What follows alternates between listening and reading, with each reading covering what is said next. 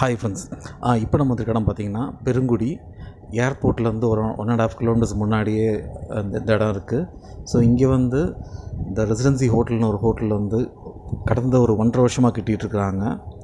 இன்னும் வந்து ஒர்க் வந்து கம்ப்ளீட் ஆகலை. சப்போஸ் கம்ப்ளீட் ஆகி முடிஞ்சிச்சுன்னா மதுரையிலேயே இதுதான் வந்து லார்ஜஸ்ட்டு ஸ்டார் ஹோட்டலாக இருக்கும் அப்படின்னு சொல்கிறாங்க. ஸோ அந்தளவுக்கு வந்து உள்ள ஃபெசிலிட்டிஸு ஃபீச்சர்ஸ் எல்லாம் இருக்கும் அப்படின்னு சொல்கிறாங்க.